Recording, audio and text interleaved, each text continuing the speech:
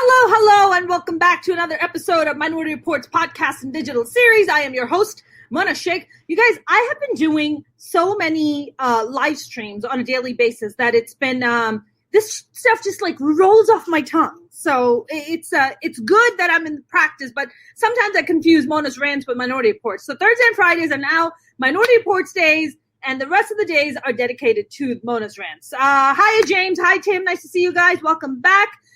Thank you for tuning in, you guys. Guys, today I have a very special guest with me because not only has he become a really good and dear friend, he also shares the same last name as me.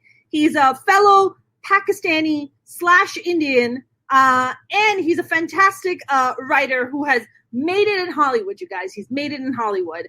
So I'm gonna bring him on, and we're gonna rumble. My very talented friend Zak Shaikh. Zak, welcome, my friend. How are you? I'm very good, thank you. Yeah, I mean, and by the way, not only do we share the same name, we spell it the same way. We Shaikh do spell it.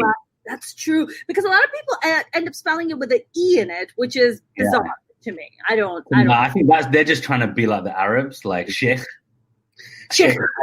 It's always al afterwards. Sheikh al Habibi. I don't know. But anyway, yeah. I don't. Yeah, we're not that fancy. I don't have that oil money. I don't know, Zach. Do you? I wish. Right? Yeah. So, how are you holding up in this crazy time known as the pandemic? I don't want to complain because I feel like there are people who've got it way worse than me. But I do have a 1-year-old and a 3-year-old, and it's bloody insane.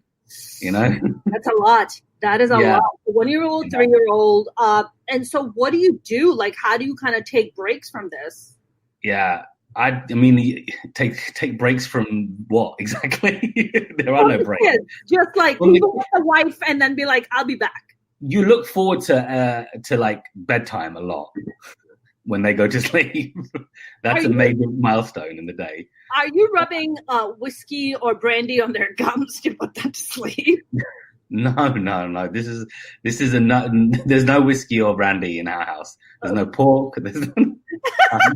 I'm a good Muslim. No, not really. Yeah, sure. But they've learned the hard way. We did sleep training with them. They was like, you're gonna cry till you fall asleep. Really? Yeah, and they did, and then they sleep. They're good sleepers, but so that the nighttime is pretty good. But the daytime can be tough because you're trying to find ways to entertain them and not watch TV and screen time and all of that business. So yeah, but we started to get people back, started to get some help again now, because it was like, it was getting impossible. Yeah, absolutely. I mean, now you're a writer, you're a television writer, you've had a lot of success, but I want to go back. About a lot, but enough to be in the Writers Guild. Stop trying to downplay your achievement, Zach. I'm trying to up your achievement, man. I want the world to know who Zak Shaikh is because I think you're brilliant at what you do and you're very talented. And I think the world should get to know Zak Shaikh. So that being said, I mean, you and I have, whenever we've hung out, we kind of talked about our backgrounds and how we ended up in our chosen professions. But you were born and raised in Manchester in England, right? I wasn't actually raised there. I was born there, but I wasn't raised there. I was raised in London, actually. I came up really early. My mum was visiting like her in-laws, and I popped out a month early, basically. Oh, a month early! You were like, I can't wait to get out of this. Yeah, I didn't know how cold it was going to be. You're like, can I go back? Can I go back in? Come on. Yeah, can I wait till? Yeah. Can I just get back in? So were you in East London? Is that where you grew up? Yeah, I mean, in the beginning it was more East London.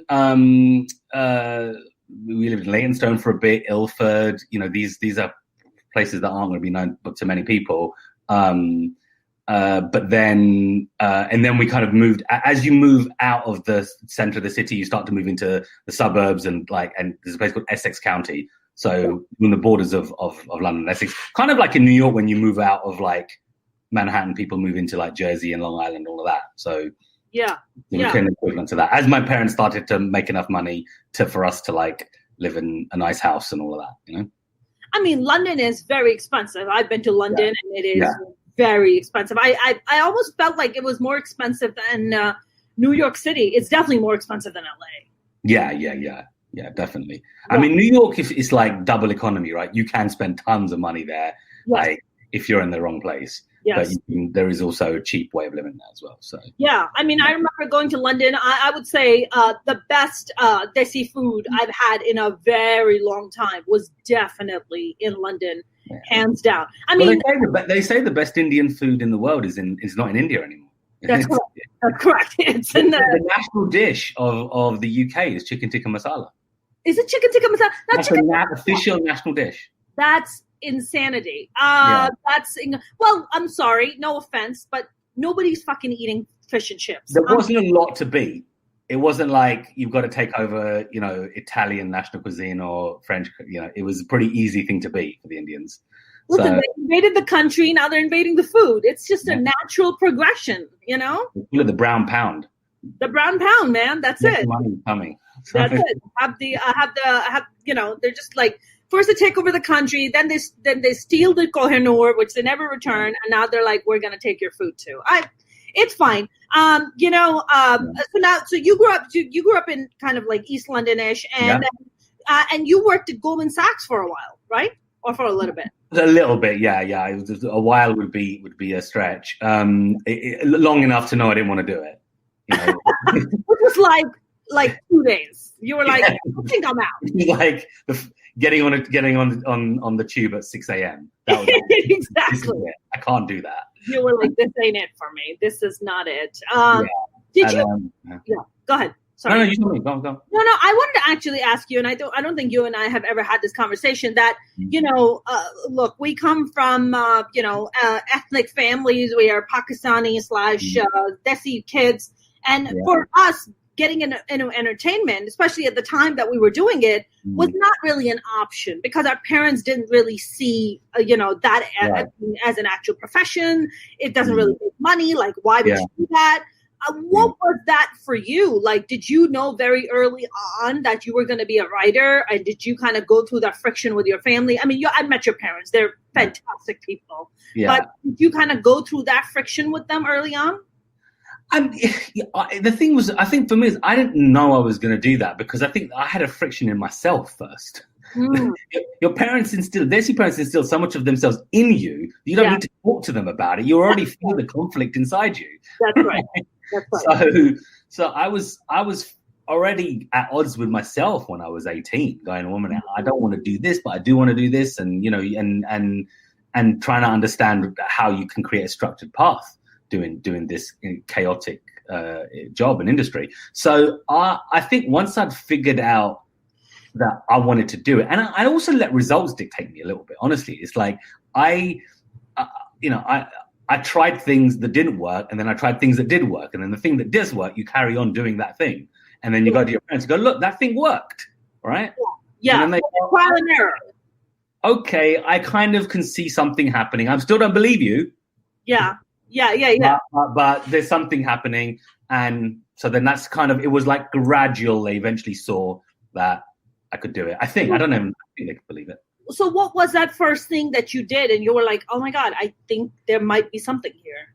Well, actually, I mean, for me, it was actually, I got into film school in the US and I couldn't I didn't work at Goldman Sachs long enough to pay for a film school education.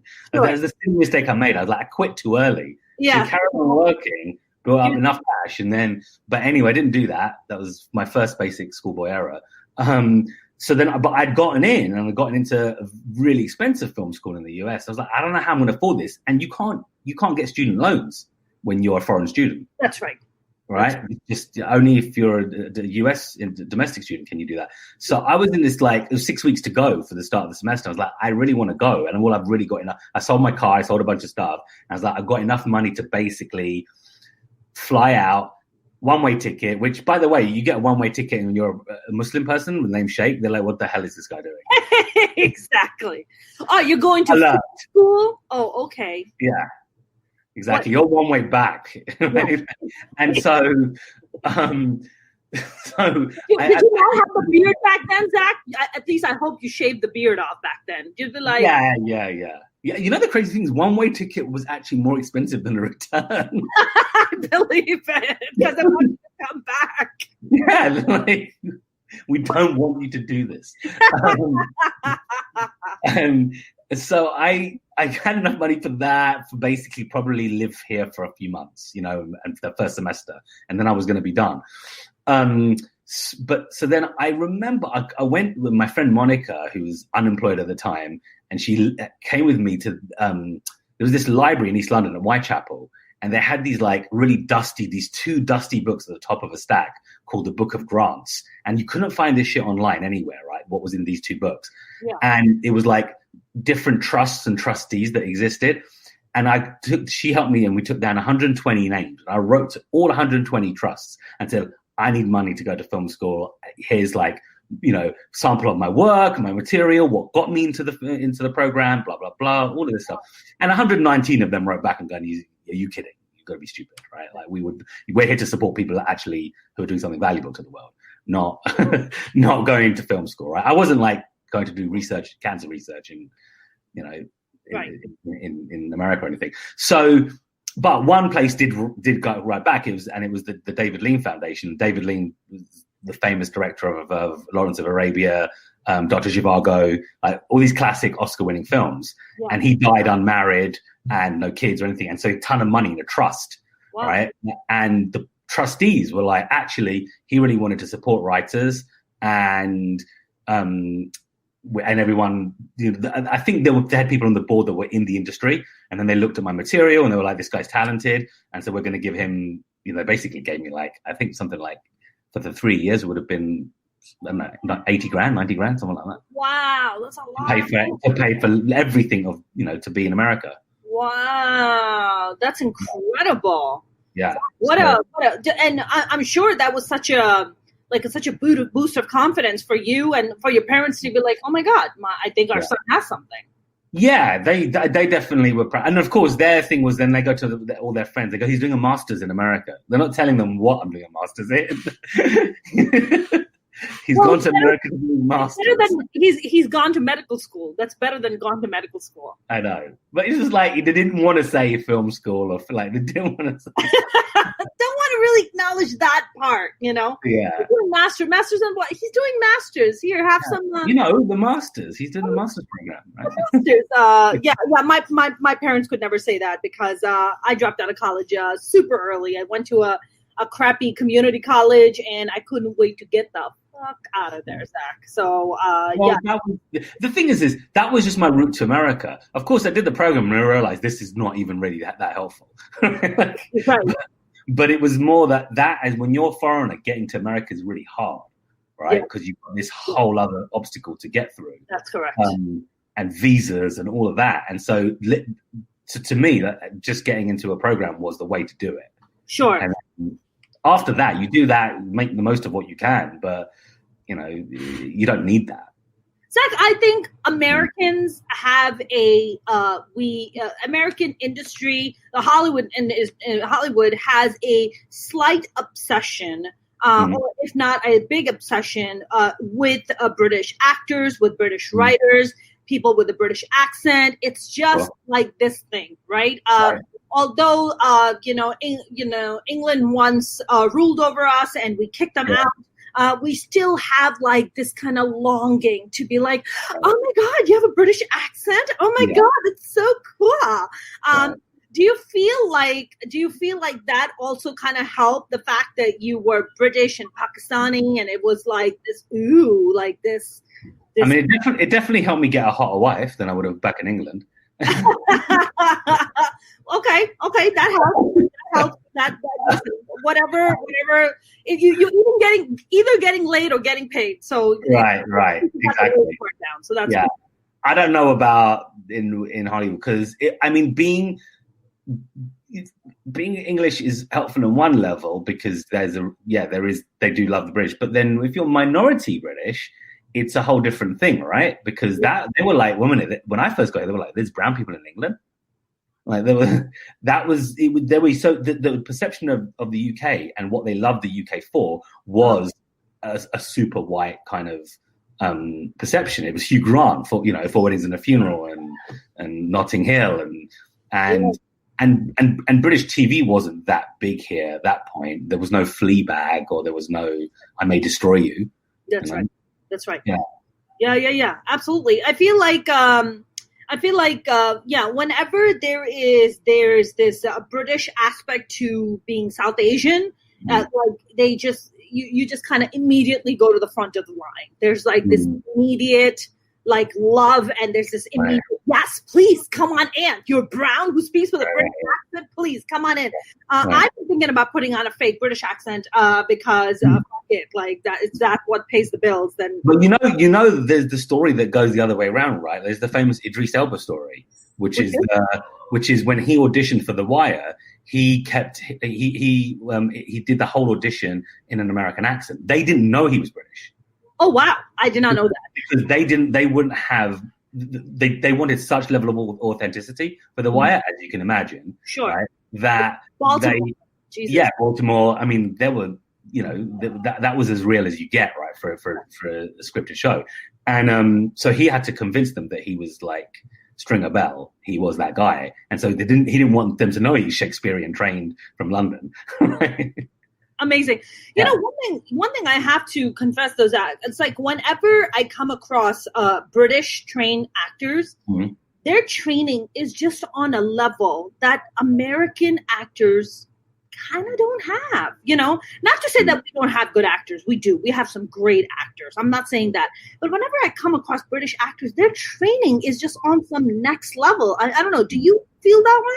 I think British actors are excellent. I do think part of the reason for that is, I'm no expert on why the actors are so good from there, but I think that I think there's some brilliant actors in the US as well, of course. Yes, for sure. And it's just, I think the pool over here combines people, and when I say over here, I mean in the US, it combines people who are brilliant and amazingly trained with people who also just want to be stars. So like you're in Hollywood and it's attracting all of those. It's attracting people who've come here who aren't necessarily the best actors, but they think they've got star quality. In the UK, it's like if you're too good looking, you're not going to get cast in anything. You've got to be ugly. I mean, I'm kind of being facetious, but like there isn't that emphasis on if things feel fake over there, it's really not liked. Right? Unless it's like some soap reality. The Kardashians are very big in England. Sorry? The Kardashians are very big in the UK. Yeah, but that's a reality TV thing, and it's also an escapist thing because America is an escape for a lot of people in the UK, right? So, and that stuff does exist in the UK as well, like The Only Way Is Essex, and there is a branch of reality TV that's clearly that. But in terms of just acting, like just look at English soaps. English soaps don't have beautiful people. They have very, very ordinary people. Yeah, and that's you just compare that to American soaps, and it's completely different. Got it. So they look at the talent first, and the look second. Right. Oh yeah, I was gonna make a comment, but I'm gonna make the comment. I want to know. I was just gonna say that America just has hotter people than England. I think that's probably true. I'm just gonna listen. You found your hot wife in America, not in England. Yeah, I'm just gonna say it. There's beautiful women in England, but they probably just didn't like me. I don't know, Zach. I went to London. Sorry, and like some of the most attractive people I saw were mostly ethnic, like right, or Russian. Or Russian. Yes, Russian women are beautiful. They are slutty but beautiful. Yeah. Just a little bit. Yeah. Just a little. Man, so you come to the US, you get this amazing grant, and you're like, all right, off to the races. So how long is this program that you do, this film school? Was it 4 years, 3 years? It was 3 years, I think it was. I think so. Yeah, I think it was 3 years. I mean, it was. You do that, and then you just try and get into the industry. You get in a way that lots of other people do. You try to get representation. I got a manager actually just before I even graduated. I was quite lucky. Oh wow. And he actually really believed in the script of mine that was, it was did have a lot of ethnic content in it. I went back and forth so much in my early career about about what I was writing. Nowadays everything is so, everyone's like, write what you know and be proud of your identity and cultural heritage, and everything is zeroed in on that kind of stuff. But when I was starting out, it was, that was a lot more difficult to do. Like, it was nice in theory, but if you took a comedy and said, listen, I want to do the Cosby Show, but for a Muslim family. Yeah, they were like, 9/11 was last year. Like, I mean, unless they're in a sleeper cell, it's not a show. Yeah. Speaking of 9/11, it's tomorrow, actually. I didn't want to book it on 9/11. I thought it was going to be too on the nose, so I booked you on September 10th instead. Thank you. Yeah. I appreciate that. I'm actually busy tomorrow. You're actually what? Busy tomorrow? Right. Zach, I don't even want to know. I think you want to put your plans out there. You want to let everybody know what you're busy with. These are very tumultuous times. I don't think the American heart can take any more disasters. It's just a Zoom training camp. It's just a Zoom training camp. That's all. We're home because we're keeping the pandemic. We're practicing social distancing. I think Wi-Fi is pretty good in Baghdad. Is it in Baghdad or is it in Mogadishu? I just didn't know. Is it Al-Shabaab or what are we looking at here, Zach? Yeah. No, I mean, just, wherever you look, it's not there. It's going to be another place. That's true. I mean, let's not forget that ISIS is the One Direction of our times because, of the terrorist groups, it's the One Direction. Which means they must have split up by now, right? They should have split up by now. They should have, but, only I think ISIS has probably gotten laid a lot more than One Direction did. But I digress on that. One of them definitely gone solo. Yeah, exactly. Listen, I don't even know which one's the Zayn Malik on that. I mean, my God, Zach, wasn't that there a thing that happened? What was it, about 3 years ago? All these like British girls, British-born Muslim women that got up and they were like, "We're going to be ISIS brides," and then they went and were like beaten and like mistreated and like got pregnant, and then they were like, "Can we come back?" And England was like, "I'm not so sure if you should be coming back." Right. Yeah, we made a mistake, and I know that you're right. That was. I think it was about 3 years ago, maybe. I remember. Yeah.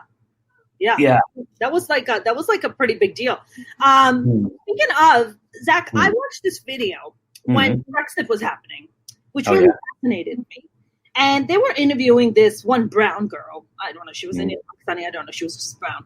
And she was Bangladeshi. Don't dismiss Bangladeshi. Huh? Could be Bangladeshi. South Asian. One of the. And she said something that was really disturbing to me. She said, I'm a British-born, person, and I support Brexit because these immigrants are coming here and they're stealing from us and they're taking from us. Yeah. And I looked at her and I was like, is this bitch tripping right now? Yeah. What in the fuck is going on right now? No, the immigrant who's anti-immigrant just cracks me up. It's like that is. I mean, my dad's a bit like that. My dad was almost going to vote for like the extreme right-wing party, the Nigel Farage party. He was almost going to do that until the day before that me and my sister convinced him he shouldn't do that. And who do you know that? Do you know that he didn't vote for him? Yeah, because we really Were you in the booth with him, making sure that he? I don't know. I mean, no, but I'm pretty sure he didn't. But you're right. You never do know. Yeah, you never know. But Nigel Farage, he is out of his mind. Can he just visit a dentist too? What is with that teeth? For God's sake, he's representing Britain there. Come on. That is Britain first. So that is true. Bad first. Let's keep it on brand. Let's stick with brand, people. He is definitely on brand, Farage. Every time he talks, I'm like, I can't. I'm so distracted by your bad teeth. I can't even pay attention. I'm really confused where you're from. Are you English? Yeah, exactly. Why are your teeth good? Why is that? What is this mentality, Zach? The British-born immigrants who are like first generation, like yourself. You're a first generation. Or second generation. I'm second generation. Yeah, I was born in the UK. Yeah. But your mom was also born in the UK. Yeah. Yeah. Yeah. So you're like second generation from your mom's side. what is this mentality, Zach? Some of it is here also that I've seen among. I'm seeing a lot of it among some South Asians. I saw this post from this Pakistani guy. He's an immigrant. He came here like in his 20s, and he made this post. He was like, "I will be voting for Trump." He lives in Texas, which makes a lot of sense. He's like, "I will be voting for Trump because he's anti-gay, he's anti-trans people. He's a man of God. I could never possibly vote for somebody who supports, homosexuals and trans people, who doesn't want a religion." So this guy just needs to come out, clearly. He totally needs to come out. There's no denying about that. Yeah. But I am seeing more and more of this sentiment among like immigrants. Immigrants are not even first generation of this support for Trump, and reminding me of this woman in Brexit. What is this anti-immigrant mentality? Like, what is that about, Zach? Yeah, I mean, it's the turkeys voting for Thanksgiving idea, right? Like you're voting against your own interest thing. Yeah, I mean, I just think identity is really complex, right? Like, I don't think that, race and racial groups are like monolithic groups. They're not single entities, right? We're not like one unified voice. That's right. There's so many people and so many groups within the groups that like have got different perspectives and interests. So like I think that like I was doing some research on a project and I went to Dearborn, Michigan, right, which is I think the largest Muslim community in America. Actually, yes, that's correct. Right? And I was at a museum there actually, which is I think it's an Arab American museum or a Muslim American museum. I can't remember now. But the girl at the reception, I got into a long conversation with her, and she was explaining to me how actually a large number of people voted for Trump there, and Michigan went Trump, right? And this is a guy who is saying I want to put a Muslim ban on, but they're thinking, as far as I understood, I wasn't there for the whole time. These are Muslims saying that they want Muslim ban. Is that it? Yeah, because what they felt that Trump was going to do a better job than Hillary Clinton on dealing with the terrorists from their homelands, like in Syria and Iraq, and they had such anger and hatred towards those terror groups, and they thought that that he was going to do a much better job on it. And I think there's also another part, which was they sometimes feel that some of the people who might come over now, who take refugee status, don't really deserve to come over. They came over 30, 40, 50 years ago and came over legal ways and are hardworking, and they're not like just sponging off the state. And so I think there's a lot of that mentality as well, which is those other people are not like me. I'm better. Like it's a classist thing, you mean? Not class. I'm more moral or more hardworking. I've got better values. And I made it into the country the right way. So I think that, so the whole idea is like, I don't want to, it shouldn't be as easy for you as hard for me. Got it. Like you shouldn't have it easy way. You should struggle the way I did.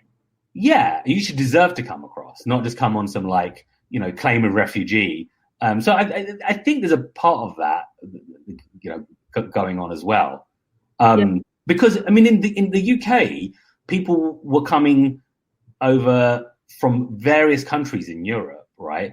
And they didn't have to go through any process because it was freedom of movement, right? You can come from Poland, you can come from wherever, right? And I think that my guess is that that was the feeling, was like, wait a minute, no, my family came over, and the hard way, on a boat, and you're just getting the Eurostar across, and you're getting government support, and having 8 children, and sponging off the state.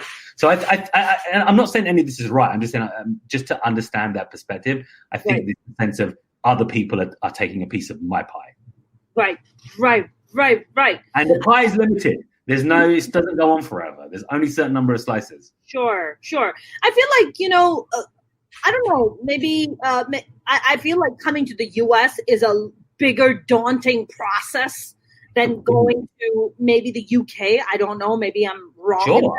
I think America's probably one of the hardest places in the world to move to when you can. Yeah, to get to and to integrate, because it's like, vast and hard. Exactly. And there is no safety net here like there is in a lot of countries in Europe. Like, you end up homeless here, clearly. That's right. Downtown. I mean, Zach, the number of homeless people that are in my neighborhood alone that have increased just in the past year, 2 years alone is alarming. Like, alarming. Right. I had this Russian guy. He was sleeping in my parking spot every night. And my neighbors were getting upset. And I was like, hey, man, he has, like, nowhere to go. Let him sleep. Like, he's not hurting anyone. He's not doing anything. I was like, he's not on your side. He's on my side. I don't have a problem with it. Let him sleep. Right. So every day I would just, like, he was here for like a week, 2 weeks. And I was like, hey, man, are you okay? I was like, did you eat anything? I was like, can I give you some money? Go eat something. It's like you're just doing whatever you can because the infrastructure of our government is not set up in a way that is helpful to people like that or people who have lost their homes for whatever the circumstances are, right? So in the UK, what do they have? Like, you guys don't have homeless people in UK?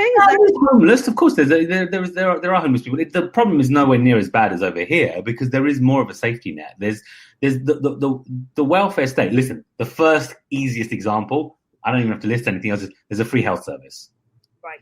Right. That alone, government will look after you when it comes to your healthcare is the biggest game changer you can imagine. But you have to be a citizen, though, no? Or a resident. Yeah, I mean, I think you can go into the ER and not be like. So it's the same as the U.S., where they cannot dismiss you because you don't have a status here. Yeah, but yeah, you do. You have to be a resident of the country to take advantage of that. Absolutely. I don't know what the rule was though. But I think I'm not quite sure what the situation was when people who weren't British but were coming over from other parts of the European Union and they were allowed to come to the UK. I don't know what the rules were for them to access the health service because they probably could. Right. Yeah. But anyway, the point being that, like, in terms of like just looking after its population. Right. Yeah. Okay, so you got the healthcare taken care of. What about home? Like, what if you lose your home? Like, what if you There are like, housing benefit policies there, where people can get a lot of housing support to keep their homes going. They used to have even like state housing as well. They call them council estates. I mean, I guess here they used to call them the projects a bit, okay. Right? But they weren't always the best housing or anything. But there's a lot more housing. You mean Section 8 housing? That's what we call it. Yeah, like Section 8 housing. Yeah, exactly. So they had stuff. They have a lot of, more than anything else, they have a welfare state. So they have, like, unemployment doesn't just last 6 months. It can go on forever. Really? What do you mean forever? Like, you can apply for unemployment benefit. As long as you can prove that you're looking for work, you can get unemployment benefit. Like, there's no end limit. Wow. Yeah, that's not the case here at all. Right. You run out. Yeah. No. Yeah, exactly. So yeah, I mean, look, and those are just some examples. There are other countries that even like stronger support systems than even the UK. Like, I think in the Scandinavian countries, they let people, like, they let women have maternity leave for a year, full pay. The state will cover that. Yeah. I mean, there's tons of examples. The point being, in the US, there's not a lot of government support for people lower down. So it is hard, like, to make it here unless you've got money. Right. Then. Right. Absolutely. Like your parents, like your dad was born in India. Your mom is of Pakistani descent. Yeah. Like, your mom was born in the UK, but what about you? Like, your dad made that kind of immigrant journey from India. Actually, my mom was born in Karachi, but she came over to the UK when she was super young. Got it. So she was kind of like, she came at a very early age. So she was raised in the UK primarily. Yeah. Right. And so what about your dad? Like, your dad's journey, like, what brought him to the UK to be like, you know what, I'm going to go to, like, London or, Manchester and make a life there? It was my mum. My mum went looking to get married, and it was an arranged marriage. My mum met my dad in on basically they went to Mumbai, and she was introduced like through her family to a few different people, and met my dad and liked him, and my dad liked her, and they, and I think they got married in India, but my mom was like, I don't want to live here. Right. Wait, how was it that your mom didn't go to Pakistan? She went to India instead? Yeah, she did, but I mean, I don't know if she probably would have been open to going to Pakistan if she didn't find anyone in India. I think it was because her family had quite a lot of good connections to the Muslim community in Bombay. Got it. I think, and ironically, and this is why I don't have the India-Pakistan thing that the majority of South Asians do. It's all the same damn country as far as I'm concerned. Sure. Right? There's no difference, right? If there's differences, the differences are within states, Punjab and Bengal and, UP and all of that. But basically, my dad actually has lots of family in Pakistan because his dad was one of basically half his dad's siblings stayed in partition and half left it in partition. So my dad has uncles and aunts that are in Pakistan. Wow. So I've got all these cousins that, or second and third cousins that are from my dad's side, who's Indian, that live in Pakistan. I've never heard of that actually before. There's more of it than people realize. There's more of that, yeah. I didn't know. I mean, he must have been so young. I mean, how are these siblings at such a young age deciding that some are going to stay in India and some are going to go to... My dad's dad. So he wasn't as young, right? So my dad's dad would have been, in his 20s. Got it. Right, in 47. Got it. Your dad's dad. I see. So they went and made that.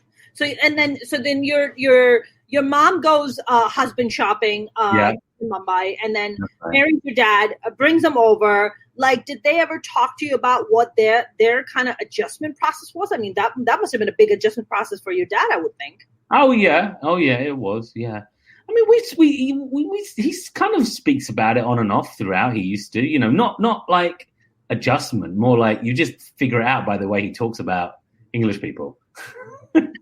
Which is? Yeah, I mean, he would, when I was a kid, he would I would come back and like learn a bunch of new words, and he would go to me, Angrez ka bacha. Which is the standard Desi parents, which is a translation of child of an Englishman. Yeah. Kind of an Englishman, yeah, exactly. So funny. Yeah, so you got his attitude from that statement. I didn't read much more. I'm like, okay, you don't love it here. Exactly. I mean, I'm sure. Like, look, when I moved he's gotten used to it now. Huh? He's gotten used to it now. Sure. I mean, I hope so. He's been in England. I mean, he likes it now. When he goes, but that's also because there's so many Desi people around him as well that he's got his own little community there. So when he goes back to India, in fact, he has issues because India's changed a lot since when he was there. Sure, for sure. I'm sure. Zak, you and I have tried to get to India, but we have not had much luck with visa. Now, you did eventually, didn't you? I eventually did, yeah, and it was the only way you can really do it is there's this crazy form you have to fill in where you have to promise that you don't seek work in Bollywood. This is part of the visa form, and I was like, I have to promise that I'm not going to seek any Bollywood work. Zak, I can see you doing some item songs in the background. I can see you. Yeah? Throwing down some moves in the background, Zak.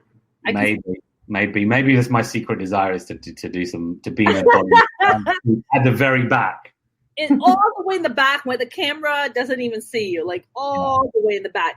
So you have to make the ugliest people at the back, right? They're really hairy, right? So I can be next to them. The ambience people. Yeah, the people to make the stars look better looking. They make sure of that. They make sure they get the... No wind machine for me at the back. They make My sure hair ain't not blowing. They make sure they put the uglies right next to the star so the star doesn't look, actually looks more attractive than they actually are. I like that wind machine though. I want my hair flowing, like Beyonce has that. Have you seen all her music videos? They all have that Bollywood fan, like it's always like blowing, and I was just like, picked up a lot of stuff from Bollywood. I think she's taking a lot of stuff from Bollywood for sure, especially that fan business. Yeah, for sure. Yeah. I'm a huge Beyonce fan, so there, I don't even mind it. But adjustments are hard. Yeah, just to answer your question, I think there are, and there's so many stories of friends and their parents and coming across, and even cousins of mine that grew up in India and moved to the UK. And of course, transition from one culture to another culture is never easy. It's so hard. Like when I moved, Zach, did you ever go through this? And maybe you didn't because you were born and raised in the UK. But when I moved from Pakistan at 15 to New York, I went through almost a decade of identity crisis. I just didn't know where I belong. I'm like this Pakistani person that came to America. But am I Pakistani? Am I American? I mean, that's pretty common, to be honest. I mean, I don't think that's. I think everyone has been through that or goes through that. Who's got some kind of dual identity, like that. I mean, I in some ways, I feel like I kind of went through that in multiple ways because I grew up and I'm actually growing up with a lot of white kids and people, who aren't. Like when you're Desi in the UK, there's like two clear paths. Either you just hang out with other Desis and you live in a brown community, or you integrate into the rest of British society, and in which case, you might be called coconut or like other. Yeah, you need to tell people what coconut is because the non-Desi people don't know what coconut is. That's when you're brown on the outside but white on the inside. Asian people are called Twinkies. Right. Yellow on the outside, white on the inside. That's and then there's Oreos though, right? Black on the. Then there's Oreos. There's Oreos. There's like everybody has that. Everybody has that. It's food, isn't it? Huh? It's always food. And mind you, good food too. Like not bad food. Like this is like that's like good food, man. Yeah, I mean I don't know. Like, did you kind of go through that too, where? Well, no, yeah, absolutely, you do because you spend a lot of time. I spent a lot of time trying to figure out how to navigate myself within a white group of people and people who are maybe quite wealthy or educated or whatever. And I'm like, how do I succeed in that group? And am I embarrassed that my mum Shalvar Kurta is being shown through the car door? She didn't shut the door properly. Like this stuff that you get embarrassed by, and in I would say late 80s 90s UK, I was the way it is now where people are proud and I'm like, I'm wearing a hijab, fuck you. Exactly. It's not just I'm brown, I'm going all the way. Exactly. Right? Exactly. And I'm like, well, that no one actually said that was okay. Sure, exactly. That's for me. Still, like when I'm blasting like Punjabi music or like Desi music, I still have those moments where I'm like blasting it and there's like, I'm at a red light or a stop sign and some non-Desi person pulls up. I'm like, let me turn this ethnic shit down just a little bit or let me but then other people aren't like, but then when I moved to America, I then went through a process of am I British? Is that really my identity, right? Do I really feel like I'm culturally British? And there were certain things I realized about myself. I'm like, I am really actually quite British in a lot of ways. But then I lived here and then I'm like, well, actually I'm kind of American because I go back to England. I'm like, they're so stuck in their ways, like, right. And so, you kind of, and then you just go, well, I'm just me. That's right. That's right. I mean, for me, I think the biggest thing that I was going through is where's my home? Right. Where do I belong? Where is my home? And after 10 years of just like being totally confused and after like finally like getting into therapy and just like talking through my issues and stuff, I was just like, home is where I am. I go to Pakistan, that's home. I come to America, that's home. Like wherever I go, that's my home. And I think it took me a long time to get there. Also, like when you come here, you try to blend in with the Desi community that's here. You're like, oh my God, let me be like a part of the word so I belong somewhere, right? Yeah. You're just longing to belong somewhere. But I think for me, the greatest journey that I've taken, and I feel like you have also in many ways, is that that individual journey, which is the hardest of that individual journey of figuring out who you are, what is it that you want. You're not like part of this herd. You're not like, oh my God, I'm Desi, so I'm like just part of this clan, and that's my identity. I don't think that is the case for you either. Like, do you? No. I mean, and one of the things I actually really like about LA is that it does have a lot of transplants, and it has a lot of people coming from all kinds of places throughout the world and all kinds of backgrounds. And I think that there's a level of there's a level of identification through your values, right? As an artistic person as well, who empathizes with people, and you sort of, I don't know, there's an Angelino thing, right? That exists. I kind of like that in some ways, I kind of identify with that because so many people here come from other places. That's right. I mean, speaking of coming from other places and being ethnic and stuff, your wife is Mexican. Yeah, she's Tex-Mex. She's from Texas, and she's Mexican heritage. Right. That's first generation or second? She is definitely second. And I'm trying to think she's easily second because her mum is totally Texan as well. Yeah. And her dad was born in Mexico but came over when he was really young. Okay. All right. But then half her dad's family were born in the US as well. So she's very Austin in that sense. Yeah. I think about that and I'm just like, man, if I end up with a Mexican guy and then we go to Dubai together and then I can be like, hey, I'm the Mexican of Dubai. Like, this is how we are treated here. This is how we do it here. I feel like every ethnicity has like this thing, but I feel like, that's what makes LA so amazing for me, or that's what just makes America so beautiful for me, because when would you ever think a Pakistani guy and a Mexican woman is going to get together and like... No, that's America. Yeah, that's America. I mean, you do see some interracial stuff in London and stuff. It's not unheard of, but definitely America is really about that, right? Like that. This is the country where you see that total blend. I love that. I wouldn't have met my wife anywhere else. So precisely, and it's and there's no Mexicans in England. There's no Mexicans in England. Not many, no. Yeah. And also you get to really learn about other cultures. And the thing that I really find here is that there's this weird bond between all people of color. Mm-hmm. Like, when I've worked with people who are Black, people who are like East Asian, Hispanic, like, Latinx, I should say, she tells me now. But like, there's a total common theme. And I remember I was doing a project for, it was for Fox and Warner Brothers, and it was an ESL show, right? And it never made it in the end, but like, it was interesting because all the characters in the show were from great show, Zach. Yeah, it was a nice show, man. And but all the characters were from different places, but they all had this kind of bond against the white teacher. Mm-hmm. Right? And they all had this common bond about how they viewed America as well, right? Because you view it differently when you come from the lens of an outsider versus the insider. So I've noticed that kind of stuff more when I've been here. It's like, it's not necessarily about being desi, it's often about being a minority. Mm-hmm. Absolutely. I feel like more and more now, there's a big conversation, of course, in Hollywood that has been happening for a few years now about diversity and representation and about inclusivity. Of course, now we're seeing more and more, with the rise of Black Panther and Fast and Furious franchise.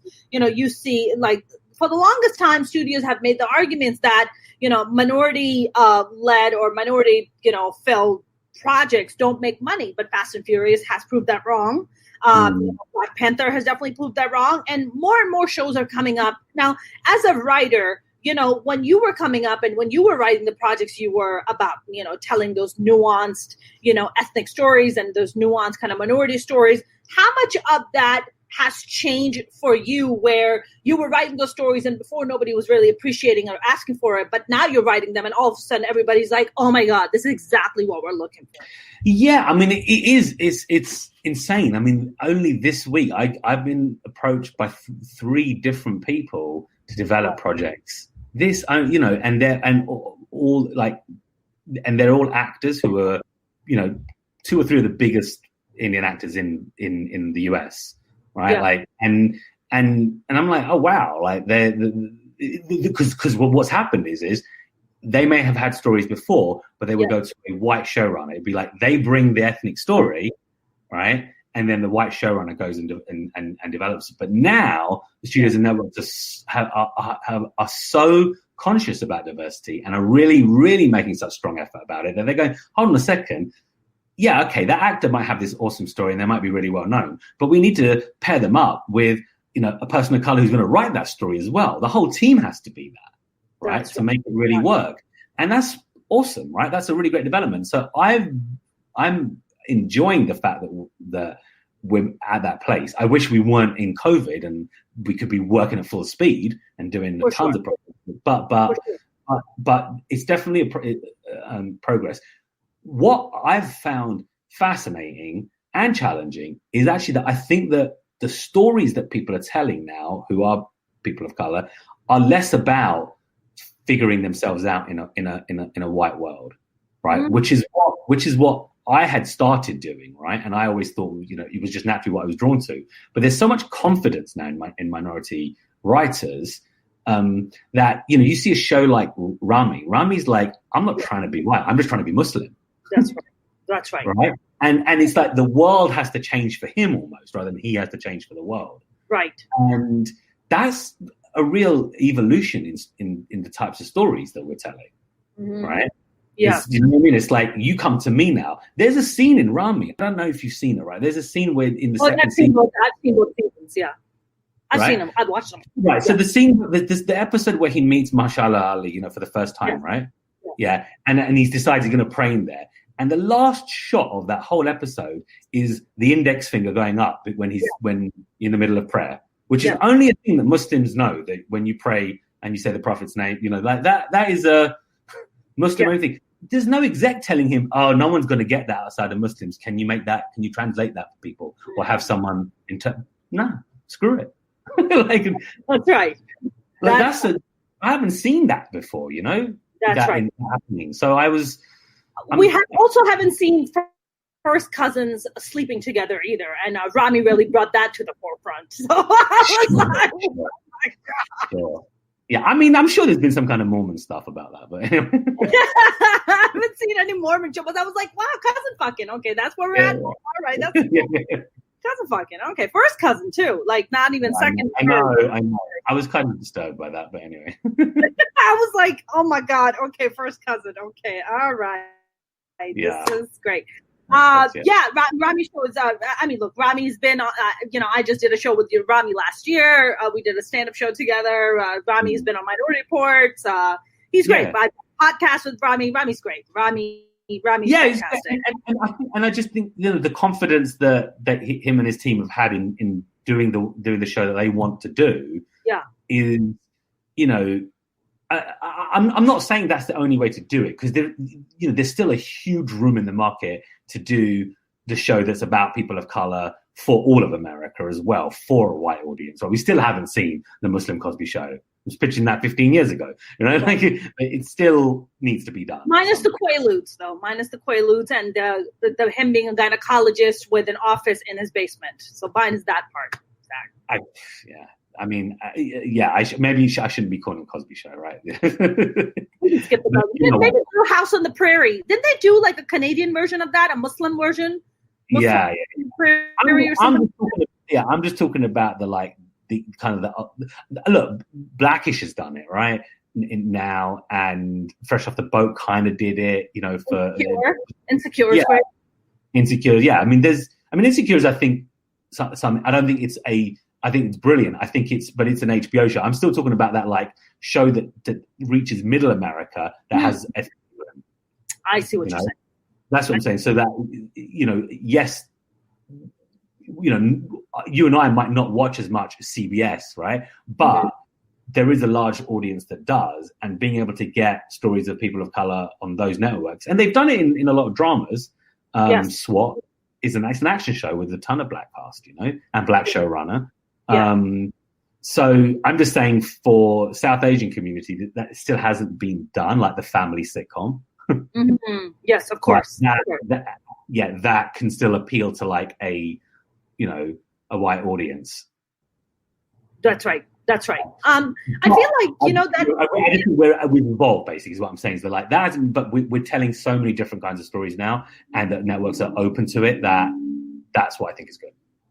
Right. I mean, I feel like just like you said, there's a confidence in saying, hey, I am Muslim. It's like saying I am confident in saying I am Pakistani, I'm Muslim. I think, as a matter of fact, that is some of the biggest appeal. Like, I have this massive article coming out in Business Insider and DW Women, and this reached out to me, and she was just like, I love your journey. You're a Pakistani, you're a Muslim woman, you're a stand-up comic, and all the stuff that you've created.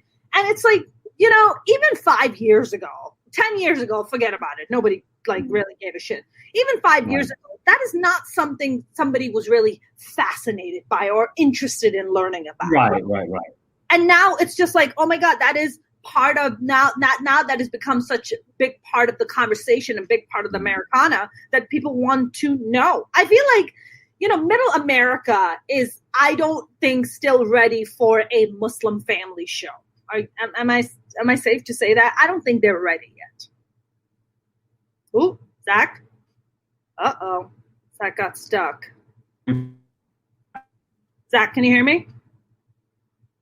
Uh-oh. Let's see. Zach, can you hear me? Your screen is blank. Hello? Zach? I don't know what happened. Zach, we were doing so well, man. We were doing so well. Zach, can you hear me? I don't know what happened. All right, let's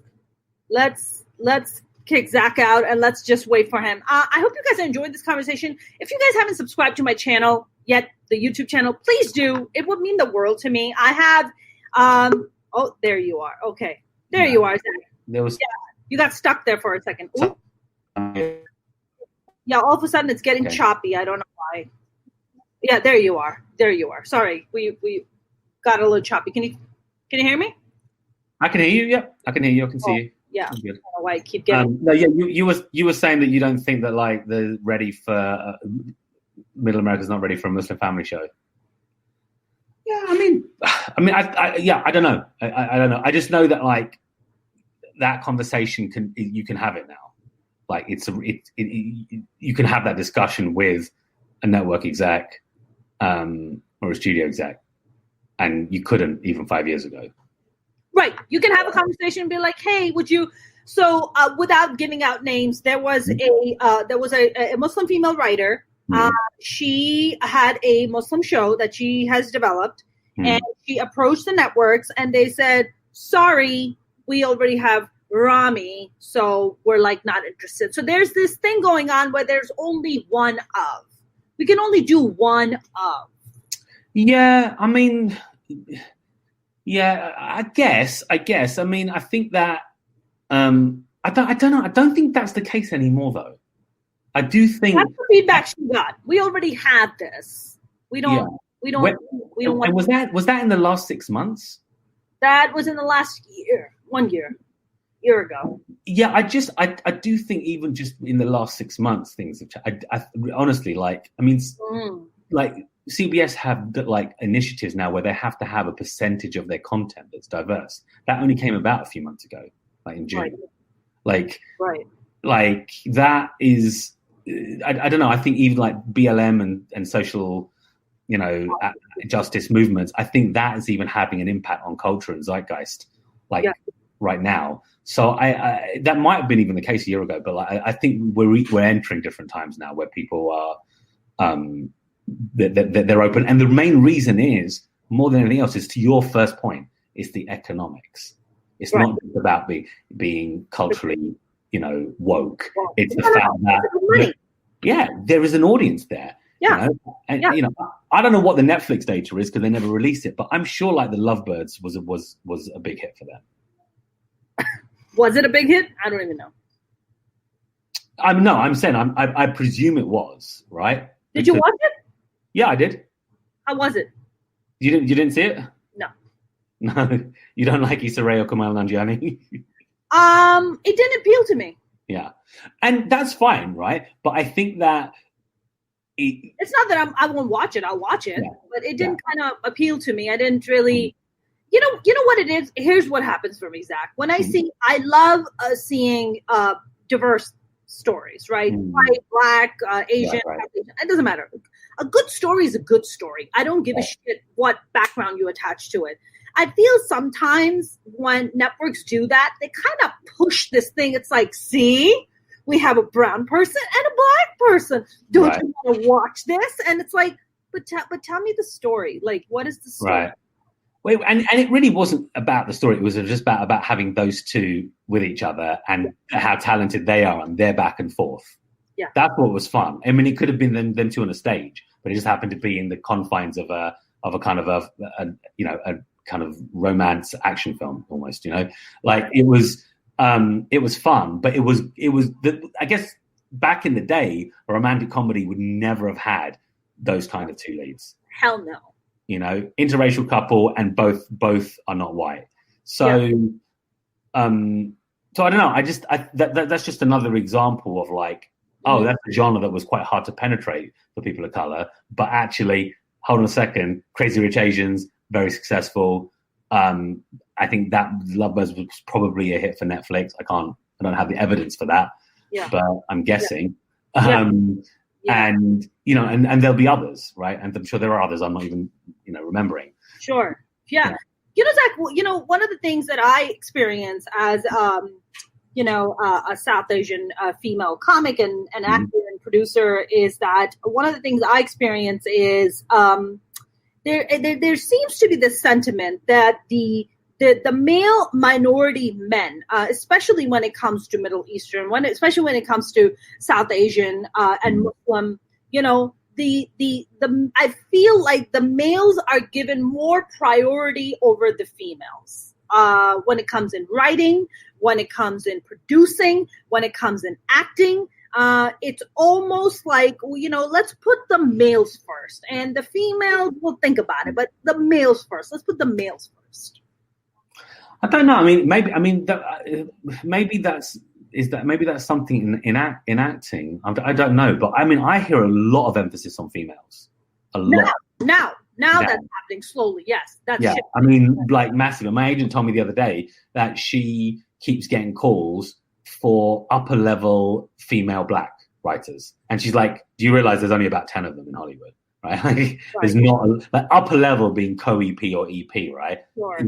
And that's a whole other issue within the industries is that like they'll want senior writers of color, and they're like, well, you can't get senior writers of color unless you promote the juniors to become seniors at some point. That's right. Correct. Like you can't just expect them to be there at that level without giving that opportunity.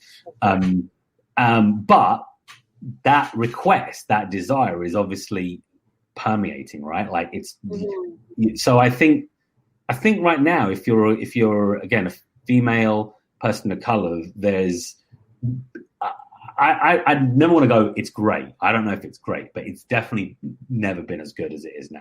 I agree with you on that. 100%.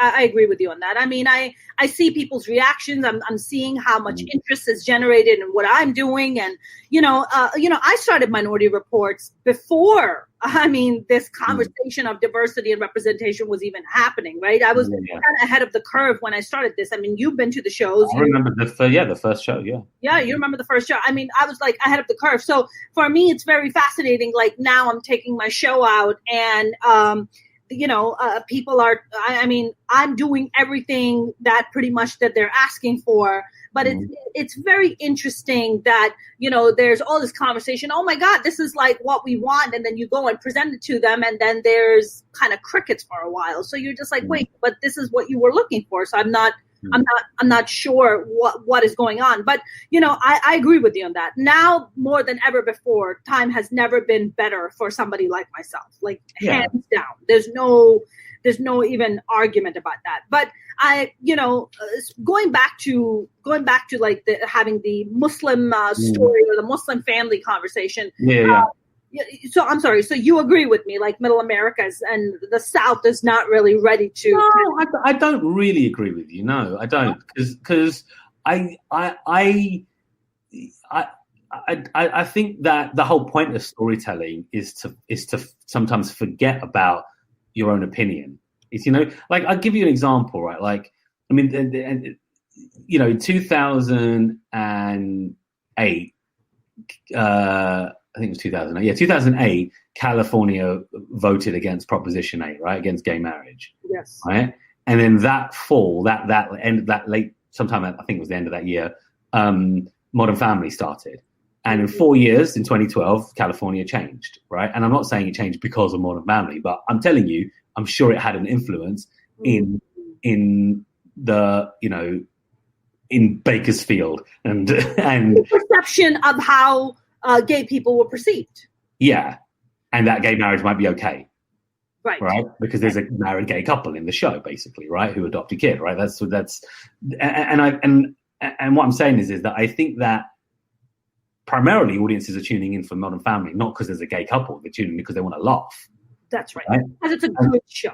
Yeah, and it's a good show. So if the show is good and people are laughing, hopefully in the background going, oh, by the way, I can laugh and get along and relate to Muslim people.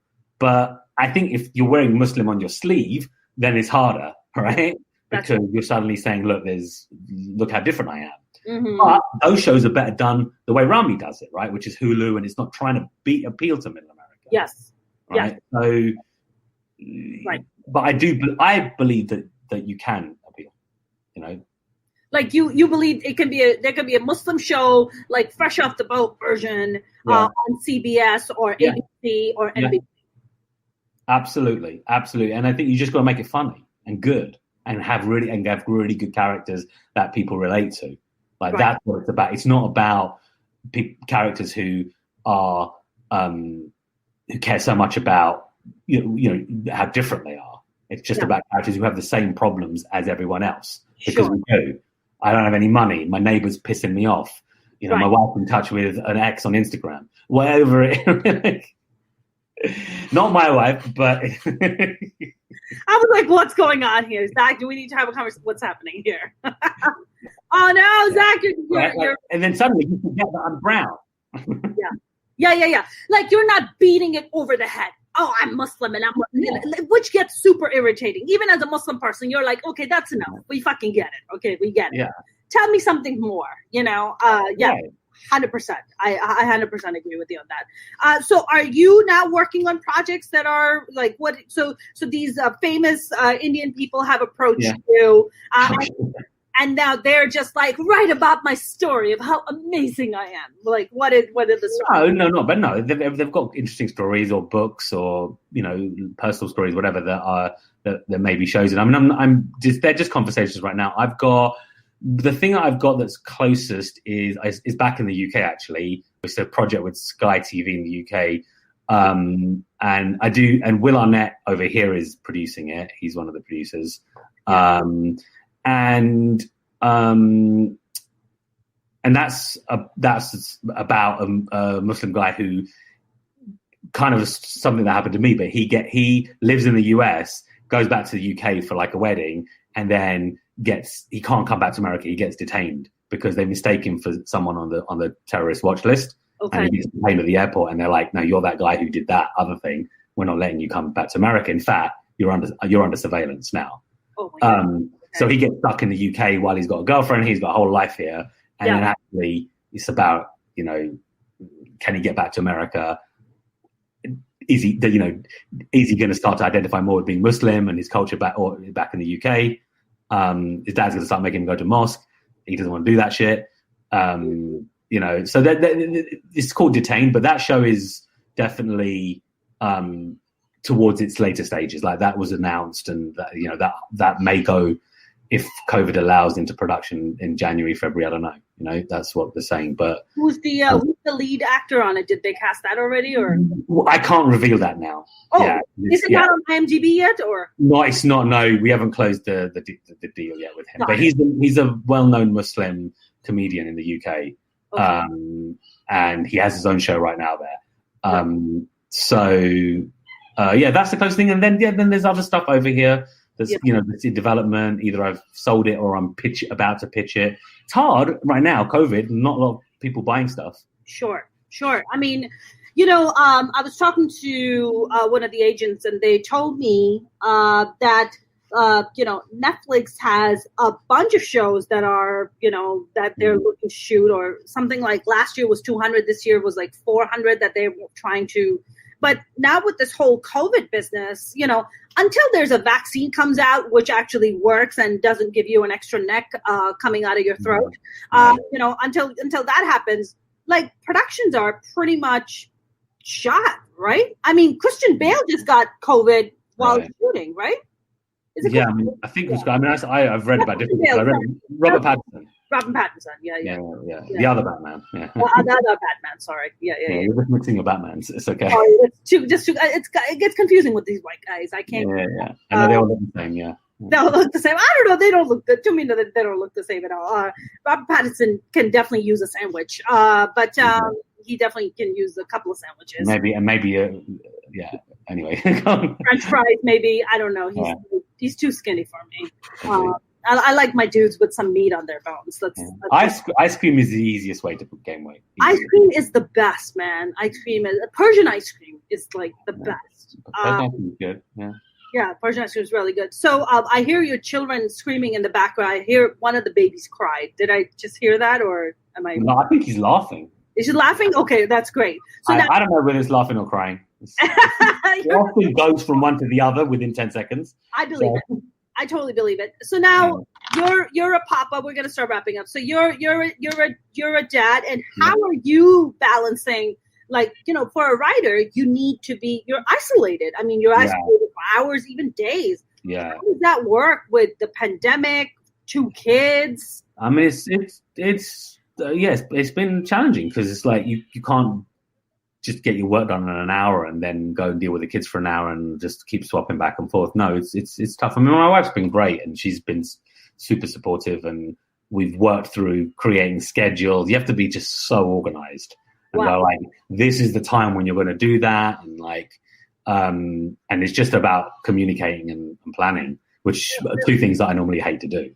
So, as a writer, like, are you the kind of writer, like, once you schedule it, you're like, once I schedule it, my creativity would flow at that time? No, once I schedule it, then I'm definitely going to start procrastinating and read articles and do anything but write.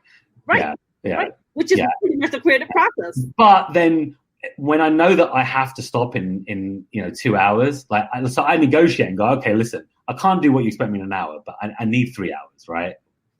So then I get a 3-hour session.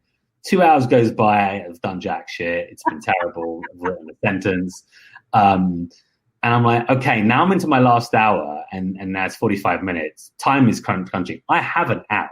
And then I'm like, and you do that for a day, and you feel so shit about yourself at the end of the session that you didn't achieve anything. That then when day 2 happens and day 3, you're like, I can't feel that bad again. I better get something done. You get something done, and then you get a bit more done the next day. And so then it's like you start to build some pace. Got to do it every day, though. Yes. Got to do it, What some little trick that helps me, which is very hard to do, is to finish mid scene or mid sentence, or mid paragraph, so you don't feel complete, and it gets you to want to come back to it. Oh, interesting, because you're just like, that was such a good thing. I want to, but when you go back to do you remember? You're like, oh yeah, that's the thing that I wanted to write. Oh, Zach, you got stuck again, my friend. Uh-oh. Zach, can you hear me? Hello? Oh no. Zach got stuck again. All right, we're gonna wait for Zach to come back. Mark said, how are you doing? I am doing good, my friends. Christy Sanam said, like Friends, but not sucky and with Muslim folks. Yes. I mean, honestly, like, a lot of people take giant craps on the show Friends. I love Friends. I used to watch it every Thursday. I was a big fan of that show, but a lot of ethnic people now I talk to, they're like, I never liked that show. I'm like, I used to love that show. Okay. All right. Zach, can you hear me? I can hear you. Yeah. Yeah. All right. We're gonna wrap up. Sorry, you were talking about yeah, do you not forget if you stop mid-sentence? Like, then you're like, no. Well, you can leave a note for yourself if you're worried about forgetting. You can just write a note going the thought that you wanted to finish off, but you haven't articulated it. But even if you don't remember, if you're mid-scene, it's so much easier to restart because you want to finish the scene, and you've got a rough idea on what you were going to do in the scene. Yes. Maybe you sleep on it, and you come up with a different idea. That's okay. But it's so much easier than starting a new scene or starting a new paragraph, you know? Right. And then what? Like, it continues the following day. You're just like, all right, I need to go back and I need to write this out. Yeah, you just want to finish it. Rather than you want to avoid doing it. It's just psychological trick to get you to start writing. Yeah. Zach, is it true? One of the things that I hear about writers is that, especially in LA, is that to get honest feedback, that is like such a rare thing to get. Do you experience that? I mean, you've got to be. It depends who from, right? Like if you have a circle of like friends or colleagues that you've known for a long time, you normally can trust that circle.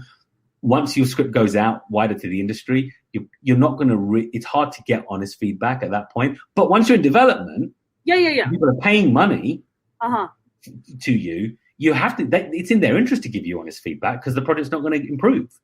Right. So I think the hardest point is when you're taking a project out and someone passes on it and they go, "Oh, passed on it. We're just not looking for this right now," or "It's too similar to what we've got," or "It's brilliant, but." Like, was it really brilliant for you? No, it wasn't. Was it that brilliant? You would have really. Yeah, it wasn't. It clearly wasn't. Otherwise, you would have bought it. So, Yeah, your project that you had, the ESL one. Just briefly talk about that, and then I'll let you go. That was a really great project. Are you comfortable talking about this project? Yeah, I mean, it's kind of history now. We got into development with, that was a network show, and we got 3 years ago, right? 4 years. Yeah, it was 4 years ago now. Yeah, wow. 4 years ago now. Yeah. I remember reading that script. I really loved the show. I loved the concept of it. I loved everything about it. You actually had a character in it for me about the foul-mouthed hijabi woman. I was so looking forward to, which they ended up eliminating that character. That character got cut out between the studio and the network. I sold that character. When I sold the show, I sold it with that character in. Yeah. But then by the time we got to the network on board, then she disappeared. So right, which is fascinating. And then they try to make the main lead role was with an Indian guy. They try to change the lead role to a white guy, correct? No, they didn't change that. It was more that it was a two-hander between the lead student who was Muslim, who was Indian, and the teacher who was white, and the notes kept on being it was always driven by the perspective of the teacher. It was always, that was always the issue was always. A lot of people who were developing the project were seeing the show through his eyes, not through the Indian guy's eyes. And yet they all agreed, to their credit, we know we need to do the show through his eyes. They're just going to help themselves. Through the Indian guy's eyes, not the teacher. Yeah. Right. And it's also experience as well. I was not as experienced then. That was my first sort of big network sale. And I didn't know that part of my role and how to be diplomatic, but also push back. Because you have to push back, right? I've learned that. I've done that a lot more. 100%, you have to push back. You have to push back, but you have to trust yourself and not be worried that you're going to piss them off or you're going to be perceived as hard to work with. You have to push back because you have to say, it's really important to have this perspective, or, so it's just you learn. What do you think that was for you, Zach, at the time? Were you had people in your ear telling you don't push back, don't piss people off, or was it something that you were maybe not there yet to, have the kind of confidence to be like, you know what? No, this is the vision that I have. You have both. Both, you're not confident enough in your vision, and you're working with people who've like had shows on the air and have been very successful, and you're like, well, maybe they just know how to do it, right? Maybe I don't, right? So I'll go with the flow. So that's part of it. And then, yeah, of course, people do tell you don't want to be difficult to work with. And I learned a lot from that project on how to navigate the game, as it were, of like feedback and when to stand your ground and why, and giving good reasons. And yeah, that's it. It's not easy, but that's right. Because you're walking a tightrope, right? You're just like, hey, I still want you to be on my side, but I still want you to, make my vision of what the show is. Absolutely. And I think you have to pick and choose your battles as well. Like you can't die on every hill, but there are some things that should be, like deal breakers. And those are the things that you have to kind of stick with a little bit. What's a deal breaker for you today, Zach? Having went through that experience, what is that deal breaker for you today as a writer? Like if you were to take that project out back, like if the Zach today was to take that project out, what would be the deal breaker for you where you're like, you know what? No, I'm not giving in on that. I think it's about point of view. I think it's about seeing the show through the point of view of the person of color. And that's a bit of a broad statement, but like that means avoiding stereotypes, right? Mm-hmm. Obviously, right? That's the kind of classic thing that often happens is the stereotype makes it easier for them to get the character. And once you start breaking the stereotype, it becomes harder because they're like, I don't know who that person is. You don't, but I do. That's right. It gets confusing for them because they're just like, oh, if you're not stereotyped, then who are you? Right. Yeah, they're like, who is the character? Right. Yeah. Right. Because Indian guys can't be individuals. They have to be part of the stereotypes. Yeah, I mean, and stereotypes are just how people get things, like that's shorthand for it. But no one wants to have stereotypes either. So if you explain to them, look, that's actually a bit of a stereotype, can't do that.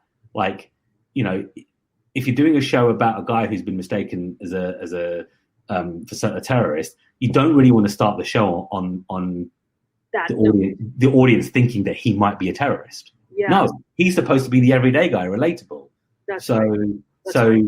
Like I had to have that conversation, and say like that's not the way we start the show. Even though you might think that's super cool and entertaining, that will play into stereotypes, and it can, And what was their reaction to that? On that project, I've got a great team. Right, they're really awesome. That's why I think that actually might happen because our conversations are like really productive. Like if I push back, they'll go, okay, they'll understand, and then they'll push back for other reasons as well. Yeah. So it's quite healthy. But I think I could have only got to this place by the mistakes that I made before. Sure. So can you go back and revisit that project, Zach, or no? Yeah, I think so. I think we have the right. You lose the rights for about 3 years or so, roughly. But it's been 4 now. So it's been 4, so it has come back. Yeah, I mean, we can revisit it. It has to, we have to find the right home. Yeah. Oh. And I'll have to talk to my good friend Marcy, who I created that with. That's right. Where is Marcy? He is around. I think he was in Japan, but I think he's back now here. He's about to have his first kid in a month. Yeah. Okay. Wow. Marcy Oka. That's who we're talking about. Yeah. What was that show on NBC? God, the Heroes that he did. Heroes. Yeah, that was a pretty great show. That put Milo Ventimiglia. Is that how you say his name? I put him on the map. Now he's on This Is Us, which is a very good show now. Yeah. I mean, it's it's incredible. But Zach, I feel like you are the future, my friend. You and I, we are leading this. We are going to lead a generation of people who are going to come after us and be like, oh my God, the great Zak Shaikh. Or I hope so, but I also right now you just get into the throes of like, this is what I need to just get done today. Yeah. If I can get through the day. Exactly. Getting stuff done, then that's fine. And it's funny. You just see the big picture less and less sometimes as you get really in it, Sure, absolutely. That's how you get the big picture, because you're not looking at the big picture. You're looking at the day-to-day grind, right? Right. And all of that adds up, and you're like, oh my God, like, holy shit, all of that was achieved while I was so focused on doing the everyday stuff. Right.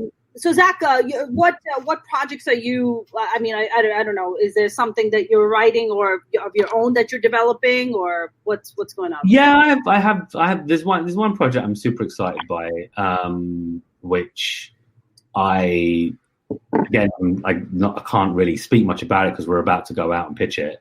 Okay. But that's definitely a. The way I would describe it is, imagine Kumail Nanjiani and Bill Burr,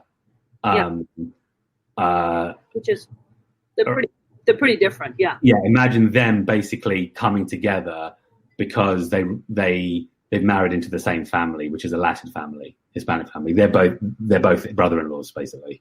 Got it. And to this insane family, and so they effectively become friends because they're forced to confront, especially a really difficult mother-in-law. So you have like a wealthy Pakistani American guy with a very blue collar white, American guy, and so it becomes about race and class. Right. Oh, I like that. Sounds pretty fantastic. By the way, speaking of Kumail, he's been looking real good, working out. He's like too good. He looks fantastic. I mean, he's still hairy as hell, but he looks good though. Yes, I'm sure. Pakistani, like the chest carpet going on. Like, good for you, man. Right. Pride, Zak, can we follow you somewhere? What's your? I'm not hugely social media, right? I don't really have a public place to find me. So all right, we will not track you down. But this was a great conversation, Zak. Thank you. Man. This was great. Thank you. All right. Well, you go. Right. You go back out there into the wilderness of children. I can hear it calm down, which means the kids are going to bed, which means I'm gonna try and make a trip upstairs to like at least wish them good night. which means the alcohol comes out, or sorry, we're good Muslims, we don't do that. No, there's definitely the cupboard. There's only the cupboard, right? Yeah. Zak, you're fantastic, my friend. I will talk to you soon. Take care. All right. Thank you very much for having me on, man. Thank you. Take care. Bye. Guys, that was the very talented Zak Shaikh. I hope you guys enjoyed that conversation. I definitely did. I learned a great deal, as usual. I have the fantastic, a great guest tomorrow. She's rated by Variety as one of the top 10 directors to watch. She is a Palestinian-American director. I cannot wait to have her. So please tune in tomorrow, 6:15 Pacific. I'm going to have her on. We're going to have a fantastic conversation. Until then, I will see you guys. I bid you good night.